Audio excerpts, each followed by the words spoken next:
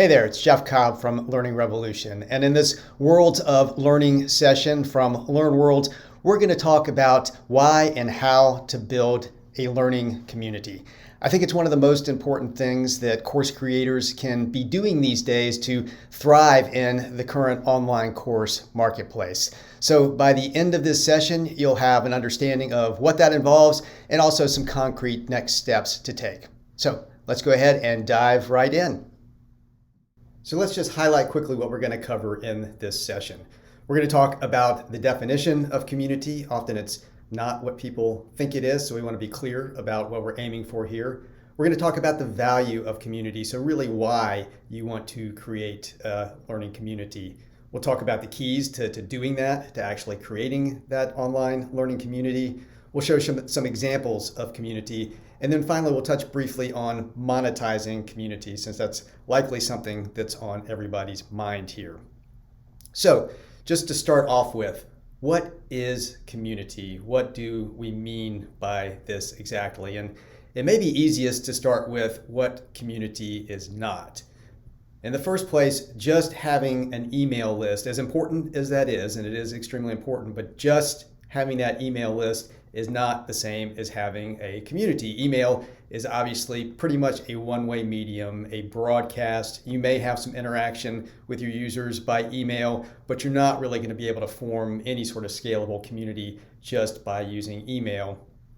Now, the next one that might seem closer is membership. If you have a membership site where people are signing up to receive access, receive content over time, that's still not really a community. You're going to have to be able to take it a step further than just that subscription to really be able to call it a community. And there are a lot of people out there who have big email lists and say they have a community. A lot of people who have memberships or platforms that say that they will give you membership capabilities and refer to that as community. It really isn't. So what do we mean by community? What are we actually shooting for here? Well, this is a kind of standard definition from the Oxford Dictionary, and it's actually kind of the secondary definition, but it's the one I really like, and it's a feeling of fellowship with others as a result of sharing common attitudes, interests, and goals. And this is really what you're shooting for with community. I like, for example, that it talks about a feeling. A community is something much more than transactional. People feel it, they know it. There's an emotional connection when you are in a community. There is that sense of fellowship.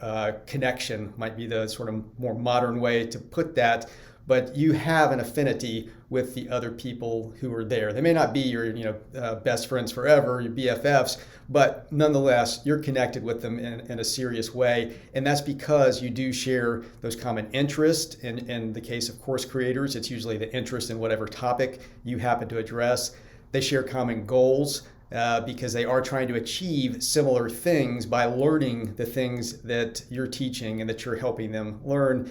And then importantly, they do share a certain commonality of attitude. They're probably going to be, in a lot of cases, entrepreneurial in spirit, curious. They're going to have some common values, some common motivations, and some common attitudes that they're sharing. So these are the type of things that you're really looking for a group of people to not just be a list, not just be a subscription, but to really be a community. So why is this something that's so valuable? Well, there are essentially three key reasons in my mind, and you can probably come up with more, but these are three essential reasons why community is so valuable in our current landscape. Now, the first is that community is a way for you to really be able to differentiate and compete in a world where that's getting much harder. 5 years ago, certainly 10 years ago, it wasn't all that common to find online courses other than in the corporate training marketplace or in the academic marketplace. But these days, it seems like really everybody and her mother has an online course out there. This is a screenshot from Udemy, which I think of as sort of the marketplace, really kind of the commodity place for online courses. And you can see that Udemy is saying it's got more than 100,000 courses on its site right now. And that's just scratching the surface. There are dozens of other sites like Udemy, and then just across the web in general, there have to be millions of online courses right now. And you can be pretty sure that no matter what topic you are covering, somebody out there has a course that competes with yours, and probably dozens of somebody's, if not hundreds and thousands of somebody's, have courses that compete with yours. So you have to have a way that's going to stand out and really bring out what's unique about not just interacting with your content, but interacting with you and with the other people who are using your content. So that's one thing that community is going to do for you. And by the way, in our current environment with this global pandemic going on, with people having to, physical distance, social distance, not be out there as much in their face-to-face communities, people are hungry for community. So you're providing an opportunity for people who are specifically interested in your topic to come together. Now, another key reason for pursuing community right now is that it really aligns with how modern life and work happen. And this is a great graphic from Heather McGowan. I highly recommend that anybody who's doing any sort of training and education these days follow Heather's work. You can find her at heathermcgowan.com and on Twitter at Heather McGowan. But she talks about how it used to be that you would get education early in life and sort of get on a standard linear career path that took you up to retirement, and then you'd retire. That doesn't happen these days. People are in and out of learning all the time, and this is it's a requirement, it's a demand of modern life. It's also a huge opportunity for you, but it's not one that can be served with just courses alone. If you want to stay with people throughout this cycle that they're going through throughout their career, a community is a great way to do that, because it's a touch point, it's a place they can always come back to, even if they don't happen to be engaged in a course experience with you at a particular point in time. They can engage with you in community. Now, sort of points to the next reason for community that I wanted to raise, and that's that a community can really help you drive repeat sales, so keep people coming back through that cycle we just looked at, and it can also help you drive product strategy.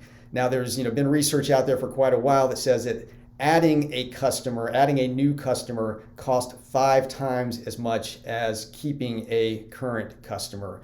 So when you keep those customers close to you through your community, you're going to be in a much better position to make that next sale, rather than if you just sort of let them fall off or rely on just email alone, since we know that so many emails never get read, never get opened.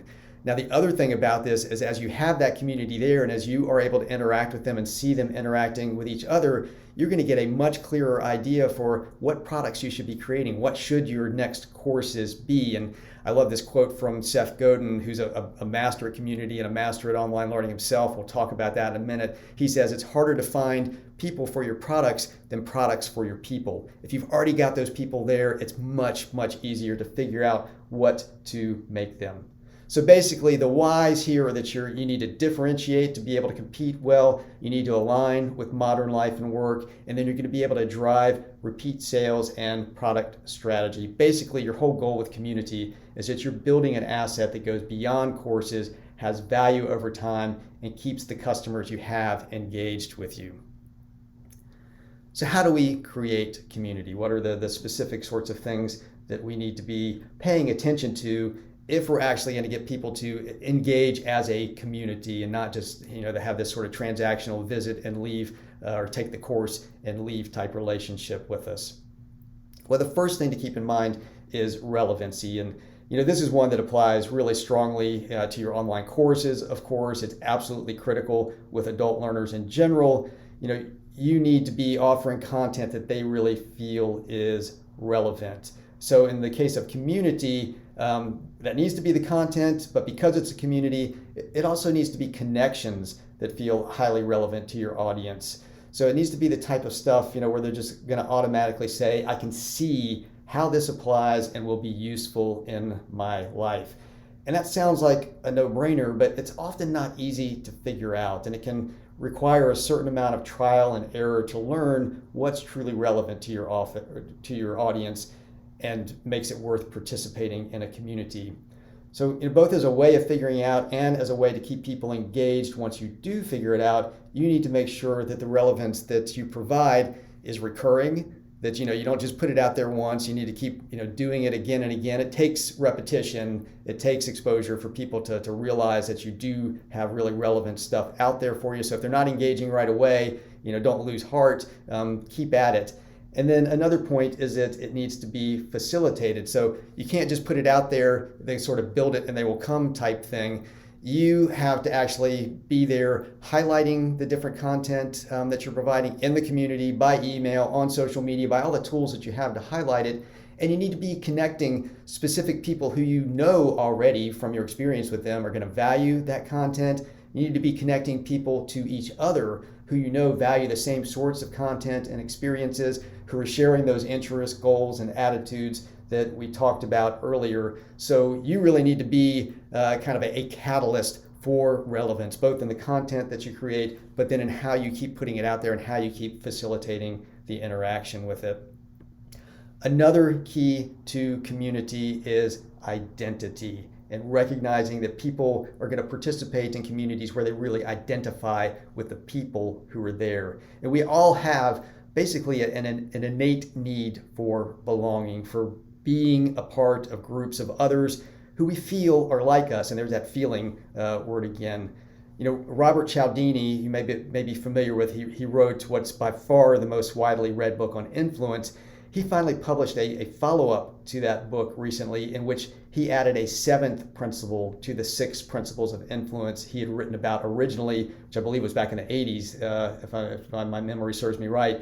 And that 7th principle was what he calls unity, which is fundamentally about shared identity between you and your community members and between your community members and each other. And this means that you really need to have a relatively tight focus to your community. It needs to be narrow enough that people feel that sense of identity with others who are participating. And it also means that the community, once again, is not just about you or your content. And in fact, I love this quote from Rich Millington, who's a real expert on community. He says, the best content for our community is content about the community. So about the people who are actually in the community, highlighting their successes, highlighting the things that they're doing that are really working out there and helping them to thrive. So we're talking about relevancy, we're talking about identity. Those are critically important, but kind of what you're striving for with those is what's really the heart of community, particularly for education providers, for people who are trying to promote learning, and that's social learning. That's what you're trying to really catalyze in a community environment. And there is a ton of research showing that the vast majority of learning is social. It happens in the interactions between people with shared interest and purpose. And to make that point, you can really think about your own experience. Most of the time when you're facing some sort of challenge or opportunity, a course really isn't going to be your default option, and at least not as a starting point. You're probably going to reach out to people or search to find what other people know, what they're sharing. So your community as a course provider, as a learning provider, can give that focused environment for just that sort of connecting with you and with others. And it can help your learners form a tighter bond with you, especially if you offer mainly on-demand courses.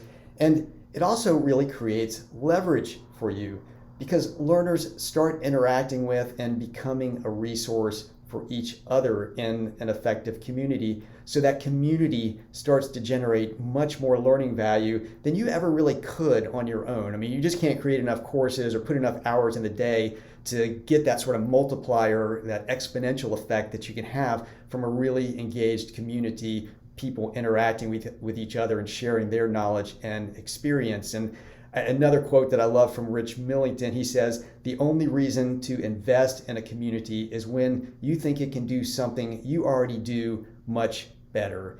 And this is really what a community does for you. It makes you better as an educator because it really leverages that content that you've put into the community as others connect with it and start sharing their real world experiences around it. And so you really want to, develop behaviors in your community that are going to ensure that people will tune in and connect regularly. So that's, going back to that relevancy thing. You want to highlight what people are doing, going back to that identity component, and you want them to collectively generate learning, this whole social learning perspective. So then, what does successful community actually look like? Let's take a quick look at some examples here of where community seems to be working well. One of the earliest examples for me, a community that I certainly have participated in a lot more in the past than I do now, because it was just so highly relevant to me at a particular point in time. And this is Alan's Forums from Alan Weiss. And this is just simple forum software that he set up, and he started this, it has to be more than a decade ago. It's been quite a while ago. He saw early on the power of really forming community with consultants, mostly kind of solo, small consulting firms. He is called the $1 Million Consultant. So he has this, this group of people who've read his books, who come to his workshops, and he saw so much value in pulling them together as a community. And what he's done here is set up a simple discussion environment. He's given it a fairly moderate structure. He's got these sort of overarching categories that are there, but within the categories, it's pretty loose. People can do what they want. He's gotten a ton of user-generated content here. He himself puts a lot of content in. He's very actively there. We talked about that facilitation earlier. He's certainly there facilitating. He also has a ton of influence in the community. I mean, this is Alan's community. It's his name up there. It's his picture up there. He's got a lot of influence, but that's then being channeled into what users are putting into the community, and he gets a ton of audience insight out of this. So, he's able to see what people are talking about. And when he wants to do a new workshop or a new offering, he'll go in and say, okay, if I get at least 15 people or whatever his number is to sign up for this, at X time, X date, then I'll go ahead and move forward with it. And he routinely does that. And he gets that every time. I mean, can you imagine doing that for your courses? You're wondering what to create. You go in and say, who's going to sign up for this if I do it? And you get, however many is your number to do that. And right away that you can build that and be able to make money off of it. So that's what, is happening in Alan's Forums. Another example, I mentioned Seth Godin earlier. Many people may not be aware of it, but aside from being this sort of marketing strategy business guru who blogs daily, you may be familiar with Seth and his books. Seth has gotten really into online education over the past probably close to a decade, at least the past several years. He has an MBA, an alternative MBA that he offers, and he started offering online courses through a company called Akimbo, Akimbo, that he's created. This is an example of his marketing seminar that he does online, and it's got a ton of content in it. It's got 60 plus video lessons. These are short clips of Seth himself in most cases talking. This particular one runs over 200 days. It's a time-limited thing, but it's taking place over a number of days. And at the very core of it is community. So these discussion boards that you're seeing are the main thing in the community. And you've got Seth's video content, but the real content is what the learners themselves are putting into it and how they're interacting with each other and sharing stories. And Seth, because he's Seth and he has a team, he has a team of facilitators. I don't even know if he pays them. They may be volunteers. I'm not sure. But they're in there making sure that they're doing what I was talking about earlier, highlighting relevant content on a user-by-user basis. I mean, they're using scalable ways to do that, obviously. But you'll get an email or a notice saying, hey, look at this piece of content. They're connecting people in the community. And then, of course, the learners themselves are connecting. And I tend to think of this, I've called this curriculum as community, because Seth and his team have put a real curriculum structure that drives over this 200 days and a lot of effort into how they're going to facilitate interaction among that, get that user generated content within this community. And this happens during the context of this particular course in a time-limited way. But once you've gotten into one of these course communities, you're going to graduate out into a broader alumni community that Seth and Akimbo run, and then you're going to get some of the same effects there that I just talked about with the Alan Weiss community in terms of really being tuned into your audience and what to offer next. Now, somebody who is extremely tuned into audience and using what the audience tells him, what his community tells him now, is Brian Clark with his Unemployable initiative that he is doing with his partner, Jared Morris. And so they set up the Unemployable Initiative as a community site, a paid community site. And now, because of the interactions that they've seen in the Unemployable Initiative, they're starting to release course products and coaching products based on what their audience is telling them. And you can see here, this is my email box, inbox, with Jared emailing me about what's going on in the community. You can see they're doing a very good job of that sort of relevancy, highlighting content, facilitating the access to the content and the access to others in the community. So you can see where the little flames are, that there's a lot of kind of peer coaching going on, people in the community helping each other out. You can see that Jared is continually highlighting new events, new content that's being put into the system. I refer to these as social learning objects, because as soon as you put those objects in and call attention to them, start some discussion around them, they become that basis for discussion. They become the basis for the community. They are a catalyst for community. So you start thinking about your content and how it's going to play out in a community context, not just your courses, but videos, guest lectures, things like that you might put in there for people to interact around. And then, of course, once again, you're going to get a ton of audience insight through this. This is really Brian Clark's whole thing. He's all about audience first. You figure out what the audience wants, and then you build it. And he's using community now as a very, very powerful way to do that. So now let's look at kind of the overall points. First of all, you need to provide structure and focus if you're going to have a successful community. So make sure you're not just letting it happen. You're actively sort of structuring it and helping to focus people in according to their identity, according to the relevancy that you're providing. You show up consistently. You can see in that inbox shot that I just showed that Jared is showing up consistently. If you look at Alan's forums, he's active there all the time. You need to put those social learning objects into the environment so people do have things to talk about, to react to provide their experiences around. You need to facilitate those connections to the content that you're putting in, but also connections among the people in the community. And you want to encourage that as a habit. You want to get other people in the community to start thinking about connecting the people that they've met as part of the community. You really need to make it about them. Yes, your content is extremely important. You are definitely important as a kind of leadership voice in the community, but you really want to highlight the community members. You saw how Jared was, highlighting people's issues. You're going to do coaching around that, people helping each other out. He reports successes that people have. They have brag sessions. Make sure you're doing that sort of thing in the community.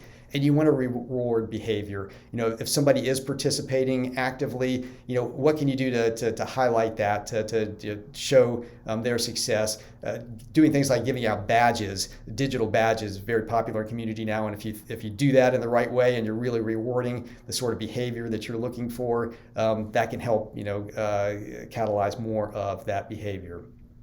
Now, one question to wrap up on, since I know this can be so important to people who are trying to, make a business out of online education, is, monetization. Should you charge for the community? And this is one of those areas that, so many things in business and life, it's kind of an it depends sort of thing. But I can tell you that, out of the communities that we just looked at, the examples, Alan Weiss does not currently charge for access to Alan's forums, but he used to, and he decided at some point that it was more valuable for him to get more people in there to be able to get that sort of audience insight. So you can certainly access it free at least some level. You may need to pay to get to higher levels. I can't remember how that one works right now, but he definitely has a free way to access that.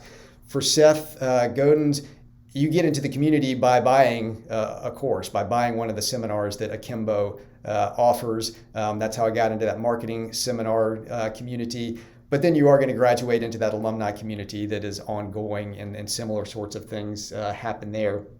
And then finally, for Brian Clark, you can pay to get into the Unemployable Initiative community. It is a community commerce product, is how he phrases that. You'll also get in, at least initially, his first course offering, Next Level 7. If you sign up for that, community is a bonus. It's a benefit of signing up for that course, and you'll remain in the unemployable community at least for a year. You have to then re-up your membership in that community. But but you're going to pay one way or the other to get into the unemployable community right now. And really, it comes down to what you're trying to do. I think that adding the community as a benefit of courses and making it clear as a benefit is very powerful. Getting to the point of charging just for the community itself is, that can be challenging, but if you can get there, obviously, then you've, created a great product that has a lot of user generation to it, so it can take a lot of load off of you. That may not be the place to start. That may be something to do down the line. And then the free community aspect, if you've got a sizable audience, and particularly if you don't quite feel like you know the products that you're going to create for that audience yet, having that free community can be very advantageous. I would recommend, though, in those cases, that if you're not going to charge, you at least have an application process that people have to go through. Don't make it too difficult for people to go through, but make sure that you are making it clear what the community is about, what types of relevance you're going to be offering, just to make sure that you're getting the right types of people in the community. So that's basically what I have for why to create an online community, some basics of how to do it. Obviously, this is a very quick overview. We could go much deeper than this, but hopefully this gives you some good ideas of what to be thinking about. And then as you start to move into doing community, how you need to be implementing that, what's actually going to make that community successful. So you can contact me easily. It's just jcobb@learningrevolution.net. And you can also get a free copy of my book, Leading the Learning Revolution, at learningrevolution.net/learnworlds. And this is a PDF copy of the book for signing up there. So thanks for attending this session, and good luck with your courses and good luck with your community.